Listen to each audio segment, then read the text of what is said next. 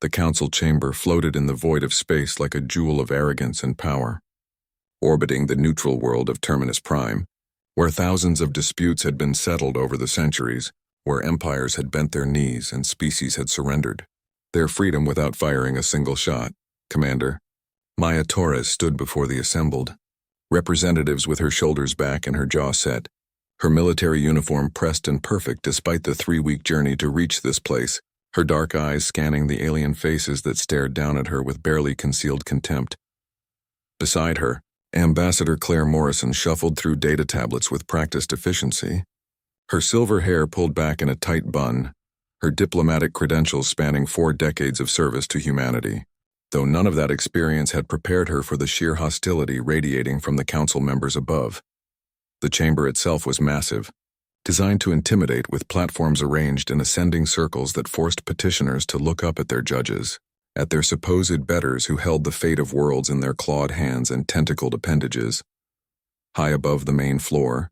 hidden in the shadows of an observation deck that few knew existed, a figure watched with eyes that had witnessed the rise and fall of countless civilizations, eyes that held the violet hue of distant nebulas and the depth of ancient mysteries. Lyrian Silverwind sat motionless on the stone bench, her elvish features betraying no emotion as she observed the proceedings below, her pointed ears catching every word spoken in the chamber, every whispered insult that the council members thought the humans could not hear. Beneath her feet, coiled in the darkness like a living shadow, Azrathian waited with the patience of mountains and the alertness of predators, his obsidian scales absorbing the dim light, his eyes glowing faintly with an inner fire that spoke of power held in careful check. The dragon was massive even in his resting state, each breath causing ripples in the air that normal sensors could not detect, his bond with Lyraean stretching back over 3,000 years to a time when the galaxy was young, and the council was nothing but a handful of species learning to navigate the stars. Down below, council leader Zarthun rose from his throne, his reptilian form towering over the other members, his scales gleaming with the bronze color of old blood, his voice carrying the weight of authority backed by a fleet that had crushed 20 species into submission. He spoke in the common tongue that all spacefaring races used, his words dripping with disdain that barely masked the threat underneath, telling the humans that their expansion into the Outer Rim colonies was unauthorized and aggressive, that they had violated territorial agreements that humanity had never signed, that they had grown too bold for such a young species. Maya felt her hands clench into fists at her sides but kept her face neutral, kept her voice level as she responded that humanity had settled empty worlds, that every colony had been established on planets with no prior claims, that the evidence was all documented and verified by independent observers. The crystalline Vex representative shimmered with what might have been laughter, their voice chiming like breaking glass as they declared that human documentation meant nothing, that primitive species often failed to understand the complexities of galactic law, that perhaps humans needed a more experienced race to govern their affairs. Claire stepped forward then, her voice sharp as she presented holographic evidence of peaceful settlements, of trade agreements honored, of human ships avoiding conflict even when provoked, but her words fell on ears that had no intention of listening. The gaseous Ithrani delegates swirled in their containment field, their voice a whisper of wind that somehow carried across the chamber, suggesting that humanity should be grateful the council was offering them a chance to surrender peacefully, that other species had not been given such courtesy. In the shadows above, Lyran leaned forward slightly, her eyes narrowing as she watched the performance below, for she recognized this dance, had seen it played out 17 times before across the millennia, had watched as proud species were broken and absorbed into the council's empire. As Rathian shifted beneath her, a low rumble building in his chest that only Lyran could hear, a sound that spoke of old anger and the desire to burn away injustice, but she placed a gentle hand on his scales and the dragon settled, though his eyes never left the scene below. Zarthun was speaking again, his tone now openly contemptuous as he laid out the council's demands, that humanity would surrender all colonies in the Outer Rim within 30 cycles, that they would hand over their quantum jump technology to council oversight, that they would dismantle 60% of their military fleet and accept council observers on every human world. The chamber fell silent as the weight of these demands settled over the assembled delegates, for every species present understood what this meant, that the Council was not offering peace but demanding surrender, not proposing cooperation but requiring submission. Maya felt something cold settle in her chest, a clarity that came from finally understanding that these negotiations had been doomed from the start, that the Council had never intended to treat humanity as equals, that every word spoken here had been theater designed to justify what would come next.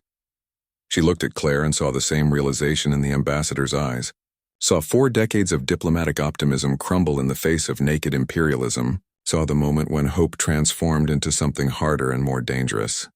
Claire gathered her data tablets with deliberate care, stacking them precisely as she had been trained to do,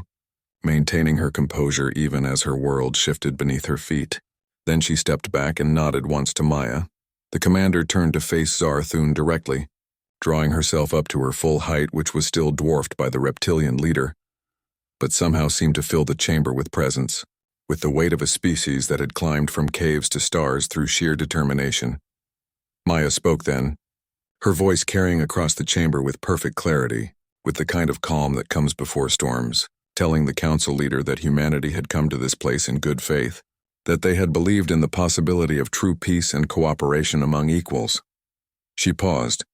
letting her words hang in the air like the moment before thunder, then delivered the sentence that would change everything, that humanity was withdrawing from these negotiations with their dignity intact, that they would not surrender what they had built through honest work and sacrifice.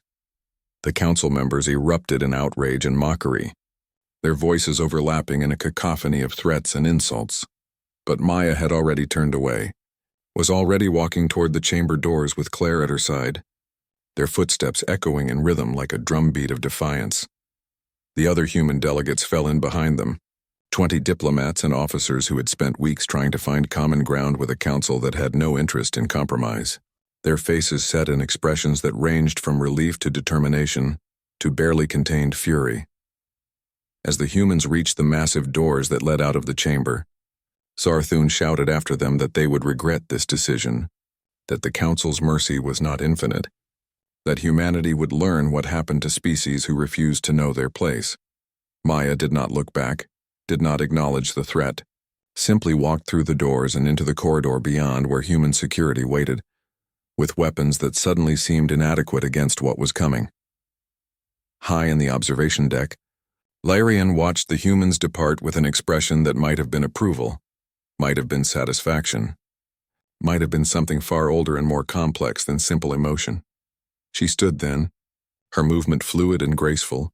her hand resting on Azrathian's massive head as the dragon rose beside her, his scales beginning to shimmer with that strange starlight effect that marked his true nature. The elf woman spoke in a language that predated the council by thousands of years. Her words meant only for her companion, telling him that the humans had passed the first test without even knowing they were being evaluated, that they had chosen dignity over survival and principle over power.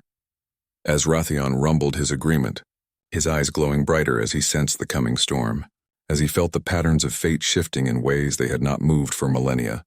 Lirayan smiled then, an expression both beautiful and terrifying, full of knowledge and secrets and the weight of ages, as she whispered to her dragon that the council had made their fatal mistake, that they had no idea what they had just awakened. Down in the corridor, Maya activated her communication device and sent a single encrypted message back to Earth Defense Command, a message that consisted of only 3 words but carried the weight of war. Return to sender. The peace talks were over, and neither side understood yet that they had set in motion events that would reshape the galaxy, that would awaken powers thought long dormant, that would force every species to choose between tyranny and freedom. In her hidden chamber, Liren began to prepare for what came next, checking ancient weapons that had not been drawn in 3,000 years, speaking to Azrathian about strategies and possibilities, about the humans who had walked away from power and whether they truly possessed the strength she hoped to find. The dragon listened and remembered the last time a species had shown such courage, remembered how the council had destroyed them utterly, and he growled low in his throat because this time would be different. This time, they would not stand alone. Earth Defense Command occupied the northern sector of Luna Base, carved deep into the moon's surface where kilometers of rock provided natural shielding against both weapons and sensors, where humanity's military leadership, coordinated the defense of dozens of colonies scattered across the frontier, Admiral. Rebecca Kane stood in the command center watching holographic displays flicker with incoming reports, her silver-streaked hair pulled back from a face that had seen 3 major conflicts and countless smaller skirmishes, her hands clasped behind her back in a posture that spoke of military discipline earned over 30 years of service. The message from Maya Torres had arrived 6 hours ago. 3 simple words that carried the weight of inevitable war, and Rebecca had immediately begun mobilizing every asset under her command, calling back deep space patrols and accelerating construction on half-finished vessels. Around her, officers moved with controlled urgency, updating tactical displays and running simulation after simulation, trying to find strategies that might allow humanity to survive what was coming, because everyone in this room understood that the Galactic Council did not make idle threats. Captain Amy Sullivan entered the command center with quick strides, her youth marking her as unusual among the senior staff. But her record spoke for itself with commendations from actions against pirate fleets and rogue colonies, her tactical innovations studied at every military academy in human space. She approached Rebecca with a data pad containing the latest fleet positions, her voice steady as she reported that the Valiant Dawn and her sister ships were ready to deploy within 12 hours, that crews were at full readiness and supplies were being loaded at maximum efficiency. Rebecca nodded her approval, taking the data pad and reviewing the numbers with the kind of focused attention that had made her legendary among her subordinates, seeing not just ships and weapons but the lives of thousands of people she would be sending into combat. The alert sounded then, a shrill tone that cut through the ambient noise of the command center and brought every conversation to an immediate halt, the kind of alarm that indicated a Priority 1 security breach, something that should have been impossible given Luna Base's defensive systems. A sensor technician called out that an unidentified vessel had appeared at the edge of human space, beyond the outer defensive perimeter, with no jump signature and no explanation for how it had arrived, its energy readings unlike anything in their database. Rebecca moved to the main display where the unknown contact appeared as a pulsing icon, studying the telemetry data that made no sense according to known physics, showing a ship that seemed to exist partially outside normal space. She ordered all defensive stations to combat readiness but held fire, something in her instincts warning her that this was not an attack, not yet, that whoever had arrived possessed technology so far beyond human capability that if they wanted to strike, they would have already done so. The communication channel activated without anyone initiating contact from the human side, another impossibility that sent ripples of alarm through the command center, and a voice spoke in flawless human standard language, feminine and ancient, carrying harmonics that suggested something not entirely mortal. The voice identified itself as Lyrian Silverwind and requested an audience with the commander of Earth's defense forces, stating that she brought information vital to humanity's survival. That time was limited and the Council's plans were already in motion. Rebecca exchanged glances with Amy, seeing her own uncertainty reflected in the younger officer's eyes, then made the decision that commanders must make when all options carry risk, agreeing to meet this Lyrian at a secure station in neutral space. The preparations took 3 hours,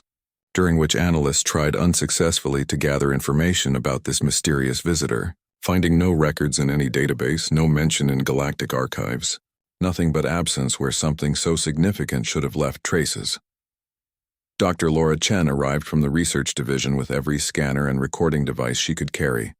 her scientific curiosity barely contained as she rattled off theories about exotic matter and dimensional phasing, her enthusiasm a sharp contrast to the military tension filling the station. Rebecca traveled to the meeting site aboard a heavily armed shuttle with Amy as her tactical advisor and Laura as her scientific consultant,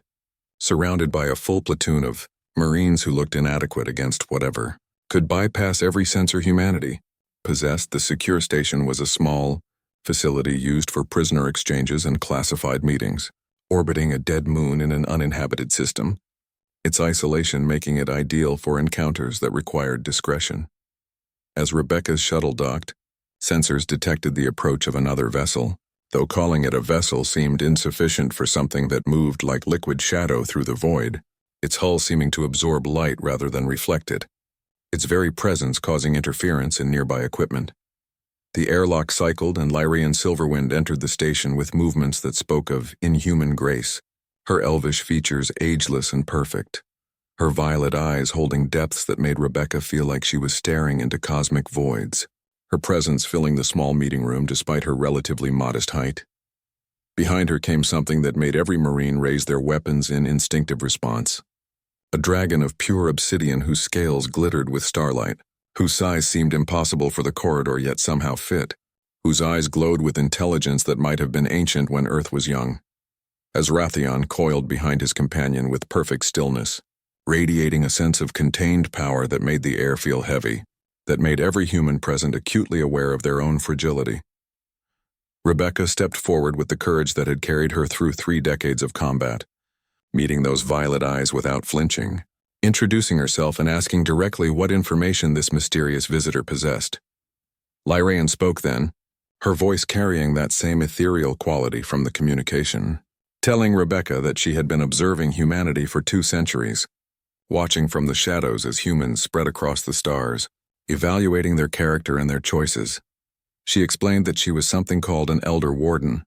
one of the universe's first observers, tasked with identifying civilizations worthy of ascending to higher states of existence. Though her words suggested this was only partial truth, layers of meaning hidden beneath simple explanation. The elf woman spoke of the Galactic Council with contempt, barely masked by diplomatic language, describing them not as the benevolent federation they claimed to be, but as predators who had perfected the art of legal conquest, who destroyed species through treaties and manipulations rather than honest warfare. Laura interrupted with scientific precision, asking for evidence of these claims, for data that could be verified, her skepticism a shield against information too terrible to accept without proof. Lyraean smiled then, an expression both sad and knowing, and gestured to Azrathian, who stepped forward with surprising delicacy for something so massive, lowering his great head until his eyes were level with the humans. She instructed Rebecca to place her hand on the dragon's scales and open her mind to what he would show her, warning that the visions would be disturbing but necessary, that humanity deserved to know what they faced. Rebecca hesitated for only a moment before stepping forward and pressing her palm against obsidian scales that felt warm despite their appearance. And the world dissolved into memory and fire. She saw worlds burning under orbital bombardment, saw cities turned to glass and oceans boiled away, saw species fighting desperately against council fleets that outnumbered them 1,000 to 1, their courage meaningless against such overwhelming force. She watched as survivors were rounded up, and their cultures systematically erased, their languages forbidden and their histories rewritten, their children raised to worship the council that had destroyed their parents. 17 times she witnessed this pattern repeat, 17 civilizations reduced to footnotes in galactic records, their crimes always the same. They had refused to surrender their sovereignty, had chosen freedom over survival, had made the same choice humanity made in the council chamber. The visions ended, and Rebecca staggered backward, caught by Amy, who had moved to support her commander. Tears streaming down Rebecca's face, not from pain, but from witnessing the death of hope multiplied across millennia. Lyraean spoke again, her voice gentle now, explaining that the council feared what they could not control, that humanity possessed something unique among all the species she had observed, something the council had sought for thousands of years but could never create or duplicate. Rebecca demanded to know what this mysterious quality was. What weapon or technology could possibly matter against the kind of power she had just witnessed? The elf woman shook her head, refusing to elaborate, saying only that humanity would understand when the moment came, that the answer could not be given but must be discovered, that external knowledge would corrupt what made it valuable. She delivered her warning then, telling them that the Council's Armada WW as already assembling in secret, that the attack would come within months rather than years, that the Battle of Crimson Nebula would be where humanity's fate was decided.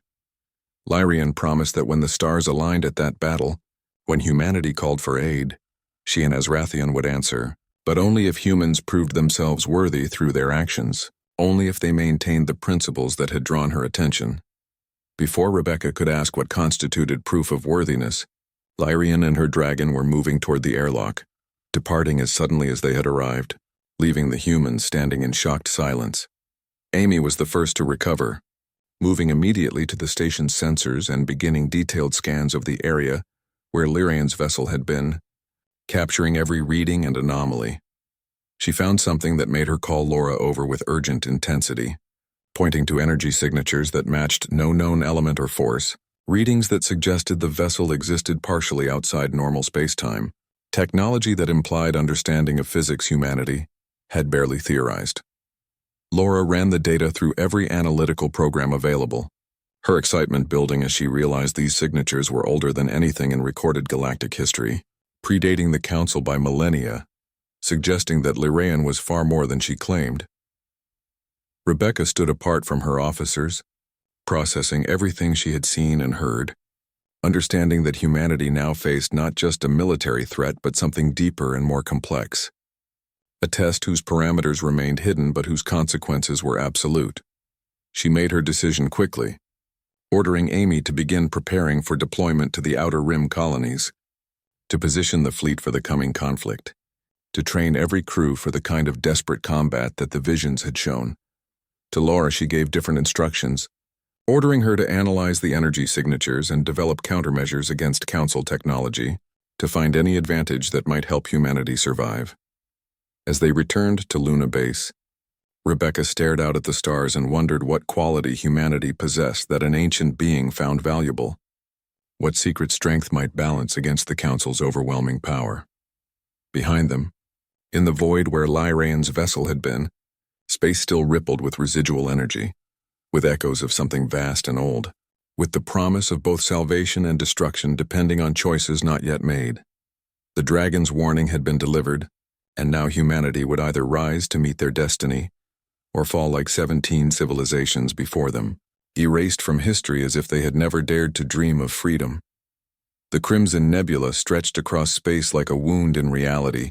its red and purple clouds hiding gravitational anomalies that made navigation treacherous, its beauty masking dangers that had claimed dozens of ships over the centuries, its depths unexplored because no species had ever found reason to venture into its chaotic heart. Captain Amy Sullivan stood on the bridge of the Valiant Dawn, watching the nebula's glow reflected in the viewport. Her young face set in lines of concentration as she reviewed tactical data from the reconnaissance fleet under her command. 12 ships that represented humanity's best hope of gathering intelligence before the Council's main attack began. Lieutenant Nicole Grant worked at the tactical station with the kind of focused intensity that had earned her a reputation for seeing patterns others missed, her fingers dancing across holographic controls as she analyzed sensor readings from the outer colonies, looking for any sign of the enemy fleet that intelligence suggested was gathering. Behind them, the bridge crew maintained their stations with professional efficiency, despite the tension that filled every breath, despite knowing that they were operating deep in contested space where Council forces could appear at any moment, where one mistake could mean the death of everyone aboard. The warning came without ceremony, a simple alert from the communications officer that colony stations in the Outer Rim were going dark one by one, their distress signals cut off mid-transmission, their last messages speaking of massive fleets dropping out of jump space with weapons already firing. Amy felt her stomach tighten as she absorbed this information, understanding that the Council had not waited for formal declarations or diplomatic protocols, had simply launched their attack with the kind of overwhelming force that characterized all their conquests, that 17 previous civilizations had faced and failed to survive. She ordered the fleet to combat readiness and began plotting intercept courses, knowing even as she gave the commands that they were already too late to prevent the initial strikes, that millions of civilians on those colonies were dying while she watched tactical displays update. Nicole spoke then, her voice carrying the slight tremor that came from delivering bad news to superior officers, reporting that preliminary scans suggested the Council fleet outnumbered human forces by at least 10 to 1, possibly more, that they were using standardized formation patterns that indicated this was not their full strength, but merely an opening move. Commander Brenda Hayes entered the bridge from the Marine deck, her combat armor showing signs of hasty donning, her weathered face grim as she reported that her boarding teams were ready for deployment, that they had trained for scenarios exactly like this even though everyone had hoped such training would never be needed. Amy made the decision that captains must make when all choices carry terrible costs, ordering the fleet to engage the enemy forces harassing colony evacuation ships, to buy time for civilians to escape even if it meant sacrificing military assets. because protecting human lives was the mission that mattered more than preserving warships. The valiant Dawn jumped into the combat zone with her sister, ships following in tight formation, emerging into a scene of chaos and destruction that made even veteran crews pause in horror at the scale of violence unfolding before them. Council warships filled the tactical display like a swarm of predators, their hulls bearing the symbols of a dozen different species all unified under the Council's authority, their weapons tearing through colonial defenses with methodical efficiency, their tactics speaking of long practice at exactly this kind of operation. Amy's fleet struck hard and fast, targeting command ships and weapon platforms with concentrated fire, exploiting the brief confusion their arrival caused to inflict maximum damage. But even as enemy vessels began to burn, she knew this victory was temporary and costly. Nicole called out tactical data in steady streams, identifying priority targets and calculating firing solutions, her analytical mind processing the chaotic battlefield into actionable information. But her reports grew increasingly grim as more Council ships continued to arrive with each passing minute. The human fleet fought with desperate courage, using maneuvers that sacrificed defensive positions for offensive opportunities, accepting damage to deliver killing blows, but courage alone could not overcome the mathematical reality of their numerical disadvantage. Colony evacuation ships were breaking orbit under the protection of human warships, their holds packed with refugees who had abandoned homes built over generations, who carried only what they could grab in minutes of panicked flight, who watched their worlds burn as they fled toward uncertain futures. Brenda's Marines executed a daring boarding action on a damaged Council cruiser, breaching its hull and fighting through corridors against defenders who had never expected humans to attack, rather than flee, their aggression shocking enemies accustomed to overwhelming their opponents through sheer numbers. The Marine commander led her team to the enemy ship's data core, fighting past automated defenses and dying aliens, losing 3 of her best soldiers to secure access to the intelligence that might reveal the Council's full plans. What they found in those databases made Brenda immediately contact Amy with urgent priority, her voice shaken as she transmitted files showing detailed plans not just for military conquest, but for systematic genocide, for the complete eradication of humanity as a species, for the colonization of Earth itself by Council-approved populations. Amy watched the intelligence scroll across her displays with growing horror, seeing logistics for processing camps and biological weapons, seeing timelines for cultural erasure and genetic sampling, seeing the same patterns Lyran had shown Rebecca repeated with bureaucratic precision.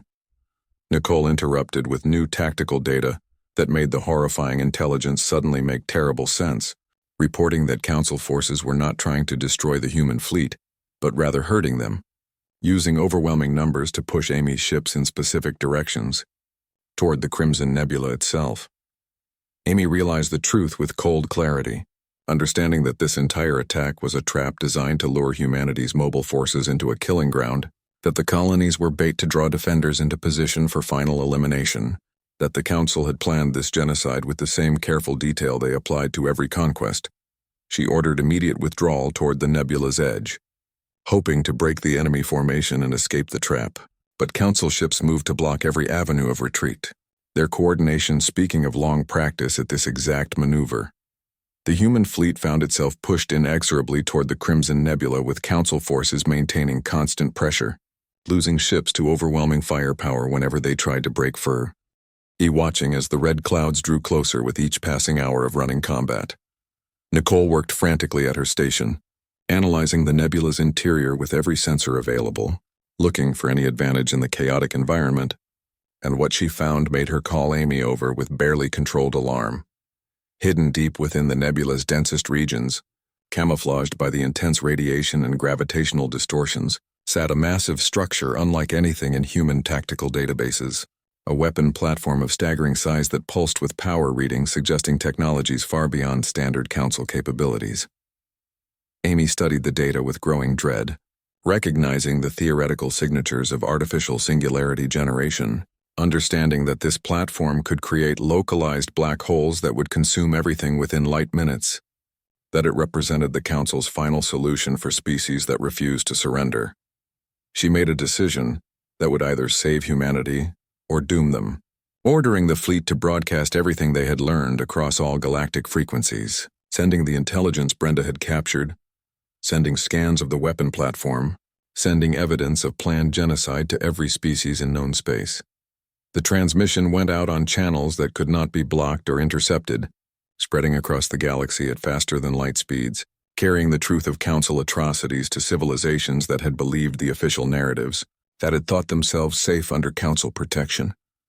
Amy waited for a response, for other species to intervene, for the galactic community to recoil in horror at the evidence of systematic genocide. But the silence that answered her broadcast was deafening in its completeness. No allied fleets jumped to humanity's aid. No diplomatic protests echoed across communication channels. No species willing to risk Council displeasure by defending the humans who had dared to refuse submission, fear proving stronger than justice as it had 17 times before. The human fleet reached the nebula's edge with Council forces tightening their formation, beginning the final push that would drive their prey into the killing ground. Their victory so certain that some ships had already begun broadcasting triumph to their homeworlds. Amy stood on her bridge watching death approach with the kind of calm that comes from accepting the inevitable, proud that humanity had fought with honor, that they had exposed the Council's true nature even if no one would act on that knowledge, that they had chosen dignity over survival. Nicole reported that the weapon platform was powering up its primary systems,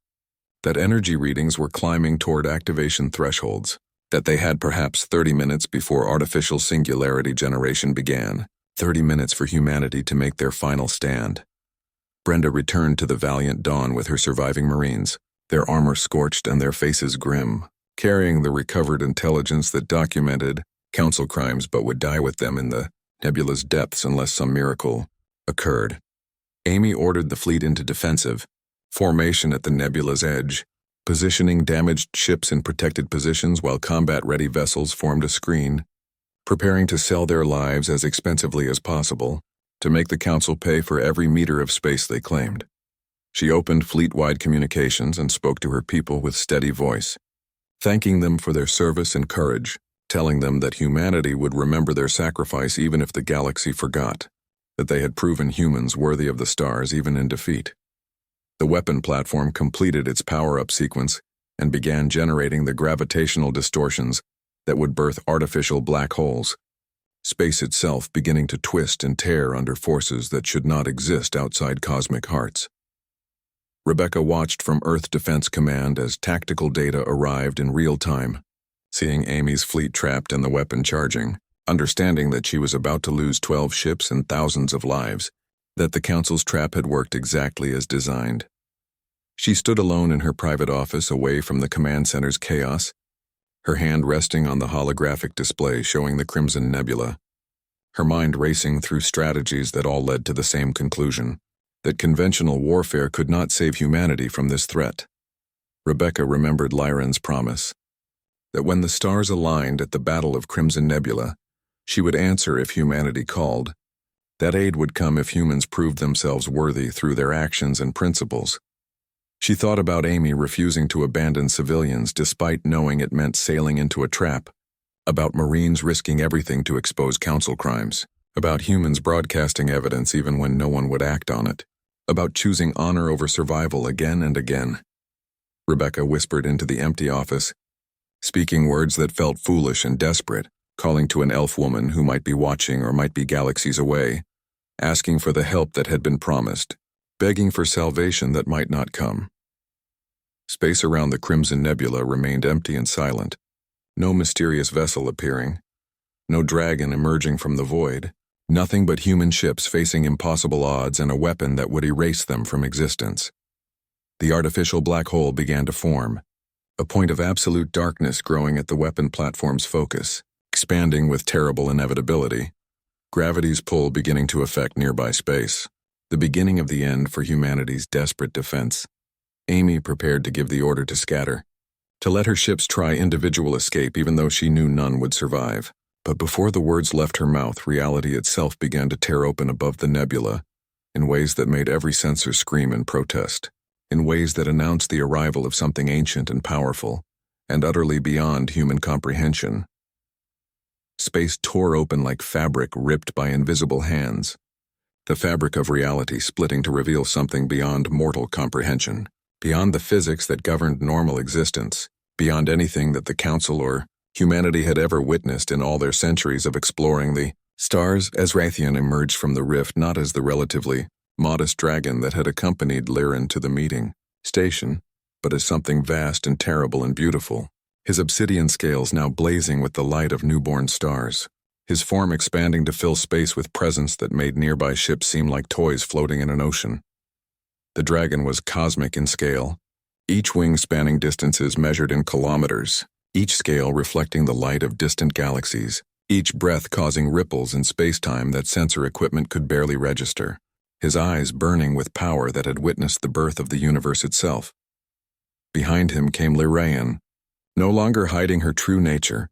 her elvish form surrounded by an aura of pure energy that pulsed with colors that had no names in any language, her violet eyes now blazing with light that hurt to perceive directly, her voice carrying across the void without need for technology or transmission. She spoke in tones that resonated through every ship and every mind present. Declaring herself as the last of the Elder Wardens, the ancient observers who had watched over the galaxy since before most stars were born, the judges who determined which civilizations deserved to ascend beyond their mortal limitations. Amy stood frozen on the bridge of the Valiant Dawn, watching through viewports as something impossible unfolded before her, as myths became reality and legends walked among them, as the mysterious visitor who had warned Rebecca revealed power that dwarfed entire fleets. Lyran broadcast across all frequencies in a transmission that could not be blocked or filtered, speaking directly to every species in the galaxy, telling them truths that the Council had hidden for millennia, revealing crimes that had been erased from official records. She showed them visions like those she had shared with Rebecca, but magnified and transmitted to billions of minds simultaneously. Images of 17 civilizations destroyed, of genocide conducted under the cover of legal frameworks, of species erased so thoroughly that no trace remained except in her ancient memories. The elf woman spoke of the Council's systematic elimination of any species that showed independence or strength, of their manipulation of galactic law to justify atrocities, of their transformation from a cooperative federation into an empire built on fear and submission. Council ships in the Crimson Nebula began attempting to flee as they recognized the power confronting them, as their sensors registered energy readings that exceeded anything in their databases, as they understood that something far older and more dangerous than humanity had entered the conflict. As Raytheon moved with speed that defied his massive size, crossing the distance to the weapon platform in moments, his cosmic form wrapping around the structure that had been designed to generate artificial black holes, his scales beginning to glow with heat that rivaled stellar cores. The dragon breathed and fire erupted across space, not normal flame but something primal and fundamental, energy that unmade matter at the atomic level, that reduced the weapon platform to constituent particles and scattered them across the nebula like dust. The artificial black hole that had been forming collapsed without the platform to sustain it, its gravitational distortions fading as if they had never existed. The immediate threat to Amy's fleet eliminated in seconds by power that treated physics as mere suggestions rather than laws. Council Fleet Admiral Zexkar broadcast desperate commands from his flagship, ordering his ships to target the dragon and the elf woman, but his weapons fire passed through Azrathion like rain through clouds, having no more effect than throwing stones at the ocean. Lyrian raised her hand and Council ships simply stopped, their engines freezing mid-burn, their weapons powering down against the will of their operators, held in place by forces that ignored shields and armor, by power that reached into their systems and rendered them helpless. She spoke again, her voice now carrying edge of judgment and finality, telling the Council representatives present that their crimes had been documented and broadcast, that the galaxy now knew what they had done, that their empire of fear was ending. The elf woman declared that humanity had passed the test she had set for them, that they had chosen dignity over survival repeatedly, that they had maintained their principles even when facing extinction, that they possessed the quality she had been seeking for 3,000 years. Amy listened to these words with growing understanding, realizing that everything from the failed peace talks to this desperate battle had been evaluation, that Lyran had been watching to see if humans would compromise their values when threatened, if they would become monsters to survive or remain true to themselves. Across the galaxy, in ruins scattered on dead worlds and forgotten stations, ancient systems began activating in response to Azrathion's presence. Defense networks built by civilizations long destroyed, left dormant for centuries but now responding to the dragon's call. These ruins had been built by the 17 species the Council had erased, their final gifts to the universe. Automated systems designed to activate if the Council's crimes were ever exposed, broadcasting evidence and testimony from beyond the grave. Nicole detected the activation signatures appearing on her tactical display, hundreds of points of light spreading across known space, each one representing a ruin coming online, each one adding its voice to the chorus of accusation against the Council. The galactic communication networks became flooded with data from these ancient sources, with historical records showing the Council's pattern of genocide repeated across millennia, with testimony from dying civilizations warning future species about the threat they faced. Species across the galaxy who had lived under Council rule in fear and silence began to react, their governments receiving evidence that could not be denied, their populations learning truths that had been hidden, their anger building toward revolution. On Earth, Rebecca watched the tactical display transform from showing imminent defeat to witnessing something unprecedented in galactic history, seeing the Council's control beginning to crumble as lies that had sustained their empire for thousands of years collapsed under the weight of truth. In the Crimson Nebula, Sergeant Holly Martinez stood at an observation port on the Valiant Dawn, watching Azrathion's cosmic form with awe that transcended military discipline, seeing something that called to parts of her spirit she had not known existed, feeling connection to the ancient dragon that defied rational explanation. Lyran suddenly staggered, her aura flickering as if struggling to maintain coherence, her immortal essence finally reaching its limits after millennia of existence, after using vast amounts of her power to expose the Council's crimes and protect humanity. The elf woman fell to her knees in the void of space, held aloft only by Azrathion's will, her body beginning to fade as the energy that sustained her for thousands of years finally depleted beyond recovery, her sacrifice necessary to ensure the truth reached every corner of the galaxy. Amy ordered immediate medical response, dispatching shuttles to retrieve Lyran even though she had no idea if human medicine could help someone so ancient and powerful. But the gesture mattered more than its effectiveness, showing that humanity valued life even when that life was alien and mysterious. Azrathion contracted his cosmic form as his companion weakened, shrinking back toward his normal size though still radiating power that made nearby space shimmer. His attention focused entirely on Lyran as she lay dying in the shuttle that Amy had sent. The dragon allowed himself to be brought aboard the Valiant Dawn, his massive form somehow fitting in the hangar bay through means that defied spatial geometry, his eyes never leaving Lyran as human medics worked frantically to stabilize her failing systems. Holly approached the dragon without fear, something in her soul recognizing kinship with this ancient being, her hand reaching out to touch obsidian scales that felt warm despite their appearance, her presence somehow comforting to Azrathion in his moment of grief. Lyran opened her eyes one final time, focusing on Rebecca through the communication link that Amy had established with Earth Defense Command, her voice weak but clear as she delivered her last message to humanity. She told Rebecca that humans were now the galaxy's guardians, that they had earned the right through their actions and their character, that they must not fail the other species who would look to them for leadership now that the Council's empire was crumbling. The elf woman smiled then, an expression of peace and satisfaction, telling them that she had searched for 3,000 years to find a species worthy of ascending to become the new wardens, that humanity's combination of strength and compassion made them ideal for this role. She warned that the Council would not surrender easily, that the coming months would bring more conflict and challenges, that humans must remain true to their principles even as they gained power, that becoming what they fought against would be the greatest failure. Lyran reached out to touch Holly through the medic who stood between them, her fading energy flowing toward the sergeant, marking her in ways that would only become clear later, choosing her as the one who would carry forward the bond between humanity and the ancient powers. The elf woman spoke her final words directly to Azrathion in their ancient language, releasing him from their millennia-long bond, giving him permission to find a new purpose and new companions, thanking him for his loyalty and love across ages that had seen empires rise and fall.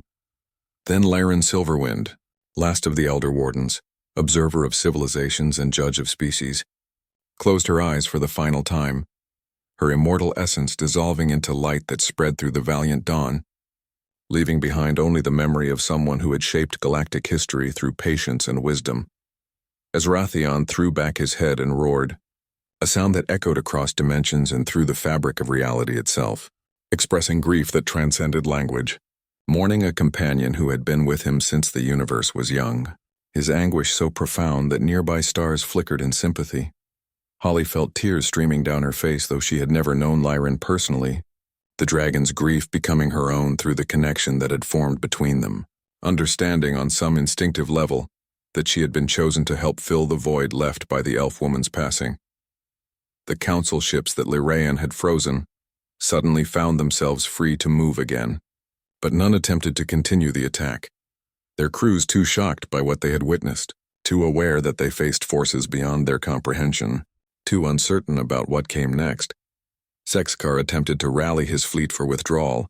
but his authority had evaporated along with his confidence, his ships beginning to scatter as individual captains made their own decisions about whether to flee or surrender, the Council's military cohesion breaking down as their empire's foundations crumbled.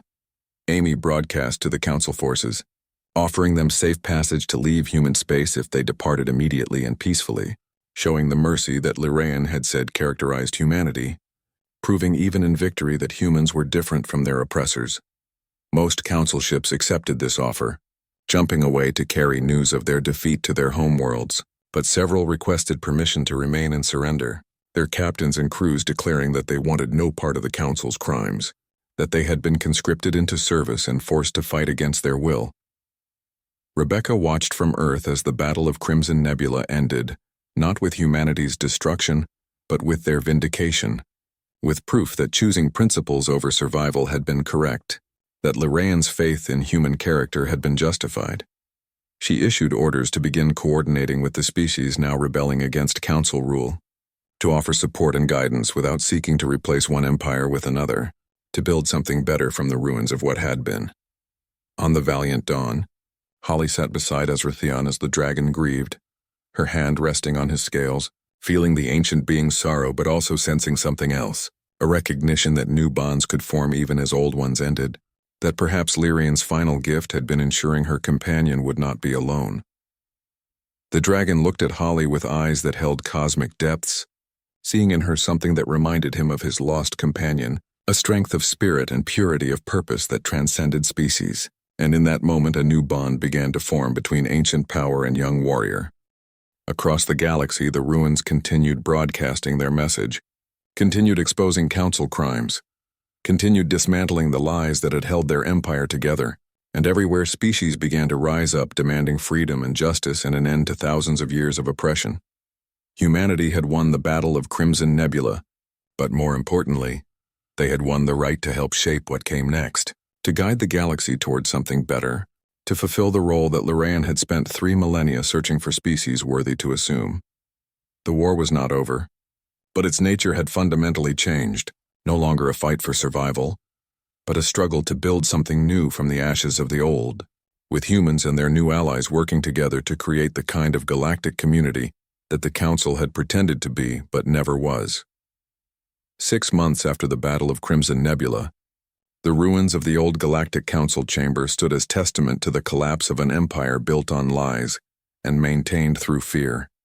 Its grand platforms now empty of the arrogant beings who had once passed judgment on species they considered beneath them, its halls echoing with the footsteps of those who came to witness justice finally being served.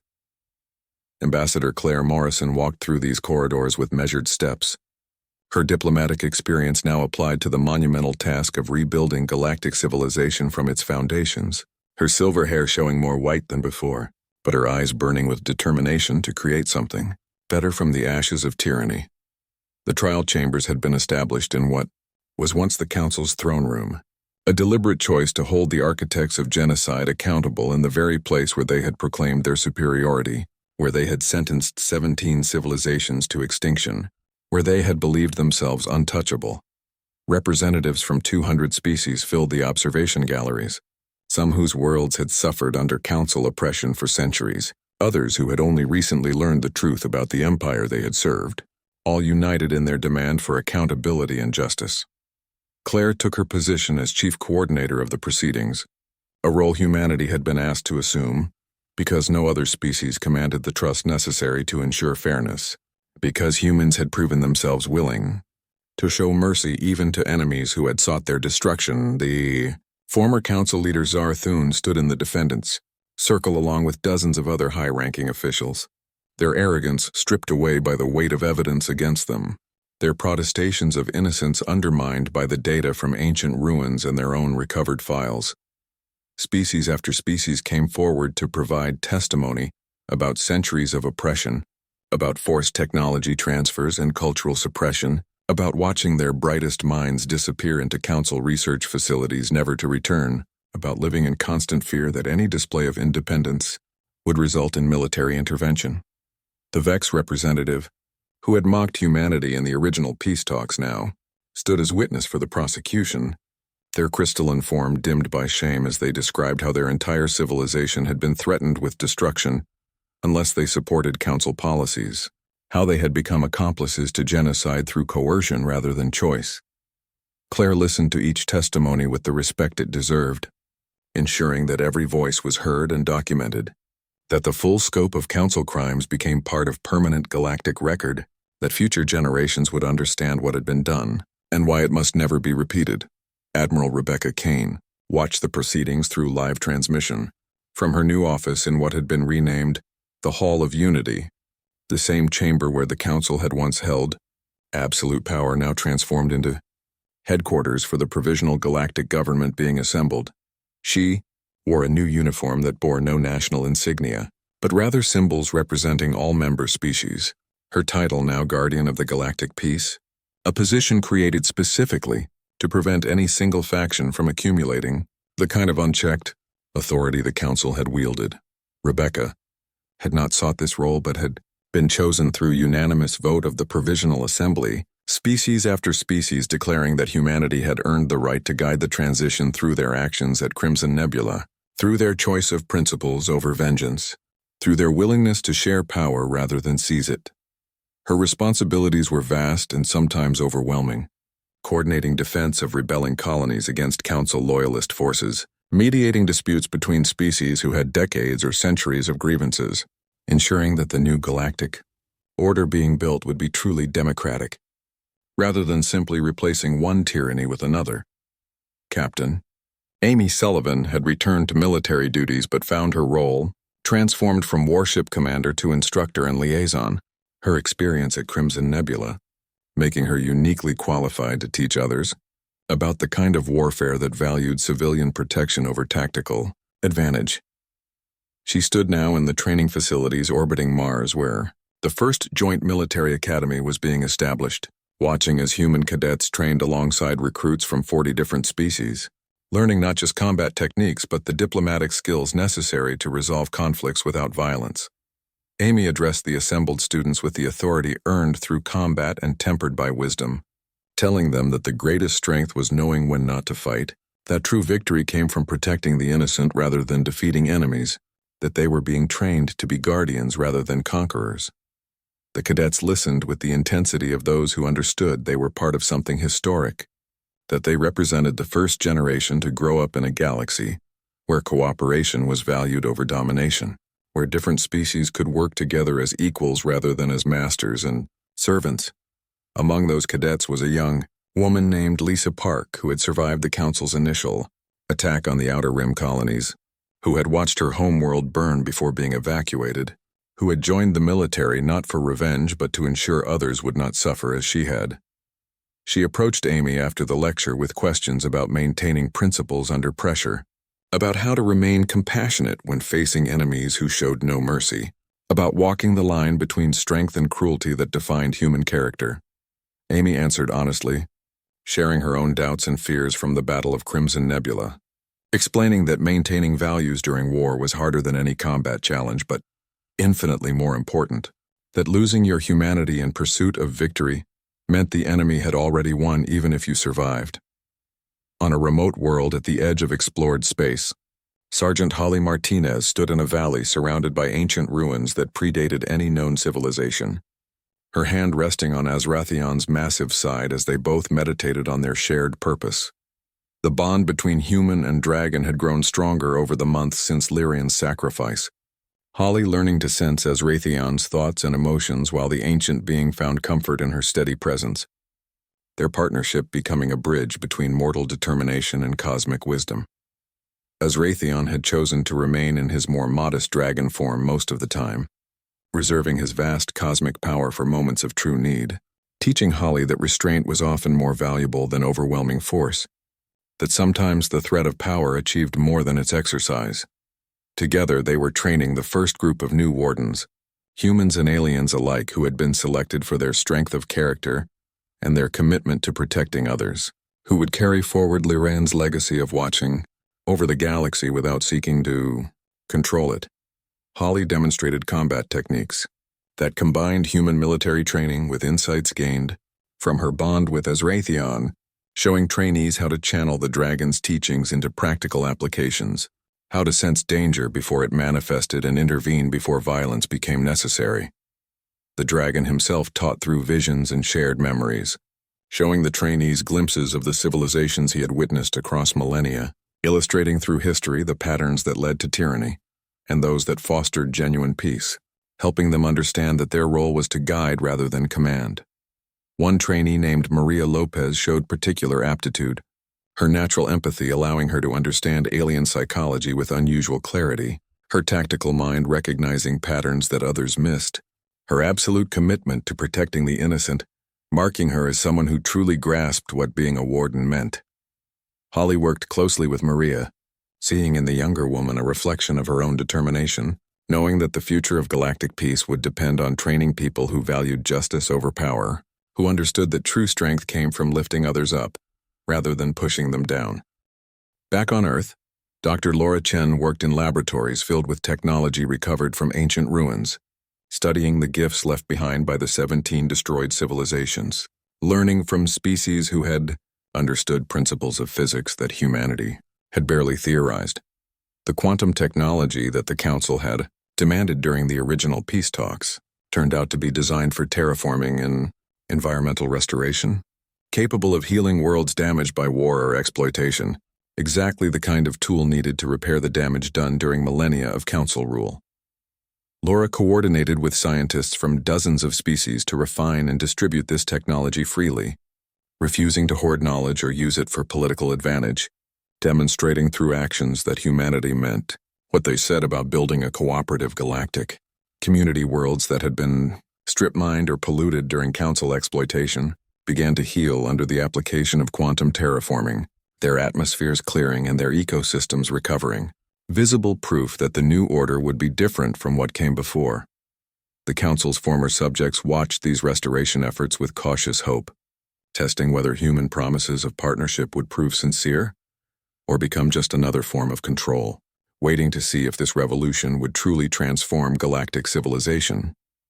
Claire stood before the Provisional Assembly presenting the Charter of Crimson Nebula, a constitutional framework designed to prevent any faction from accumulating the kind of absolute authority the Council had wielded, distributing power across multiple institutions with overlapping jurisdictions and strict accountability measures. The Charter established fundamental rights for all sentient beings regardless of species, protected cultural autonomy while enabling cooperative governance, created mechanisms for resolving disputes peacefully while maintaining armed forces capable of defending against aggression, balanced individual freedom with collective security. Species representatives debated every clause with passionate intensity, arguing over details that would shape galactic civilization for generations, but the underlying commitment to creating something better than what had been united, even those who disagreed on specifics. Rebecca watched the debates from her position as guardian,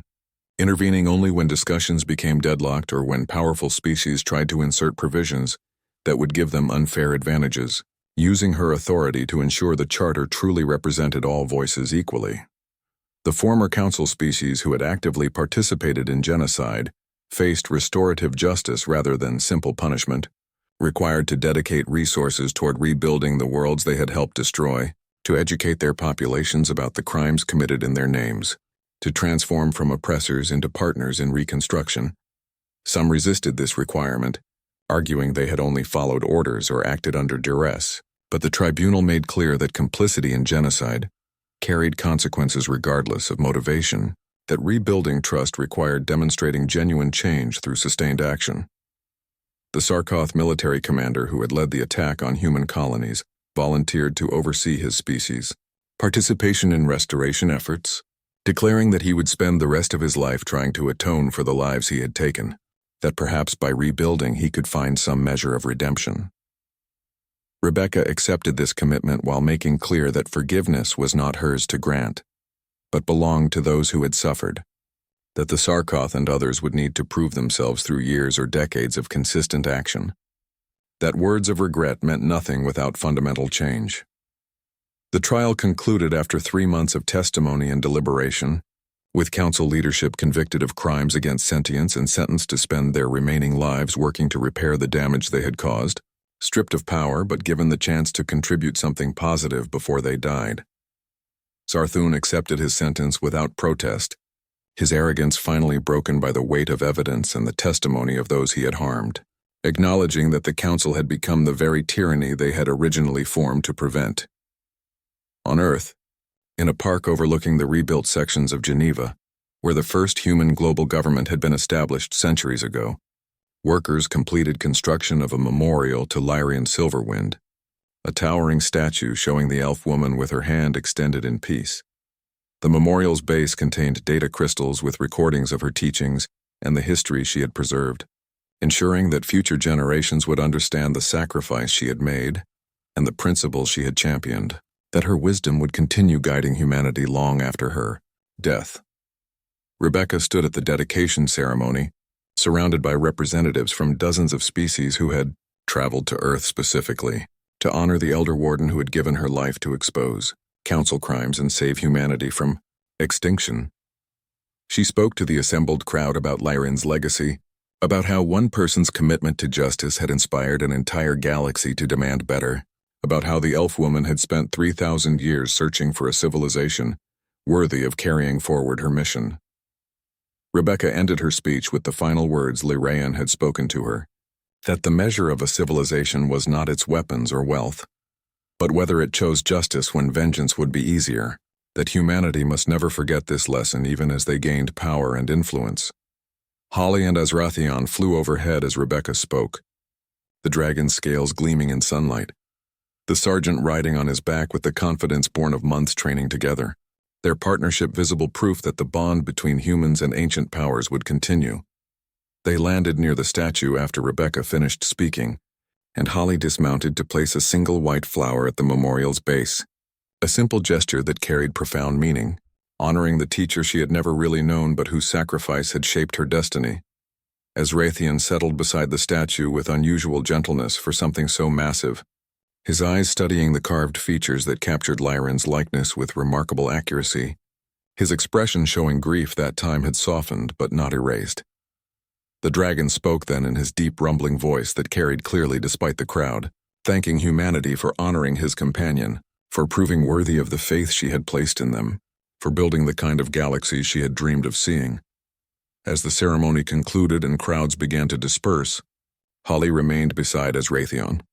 her hand resting on his scales in comfort and companionship, both of them gazing at the memorial and reflecting on everything that had changed since that day when humans had walked away from council. Threats. Claire approached them with news that the charter of Crimson Nebula had been ratified by unanimous vote,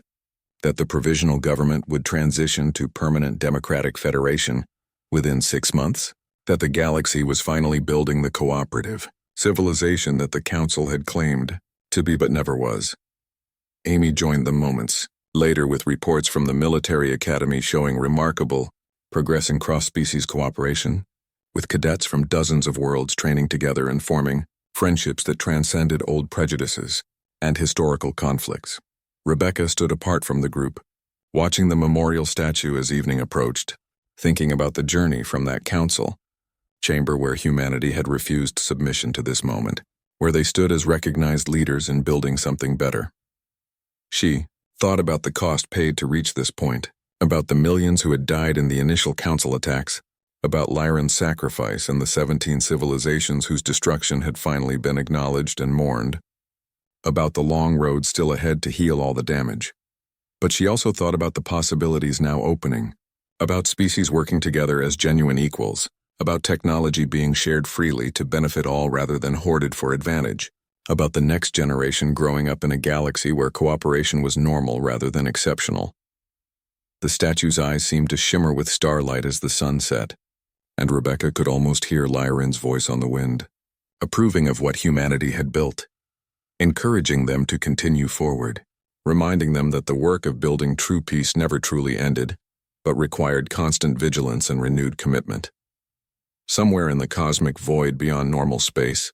beyond the reach of sensors or comprehension, something ancient stirred in response to the memorial's dedication, as if acknowledging that perhaps one era had ended and another had begun, that perhaps this time the galaxy had finally found guardians worthy of the responsibility.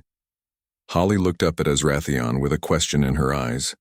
sensing something shifting in the fundamental forces that governed reality, and the dragon nodded slowly as if confirming her intuition, as if acknowledging that new chapters were beginning even as old ones closed.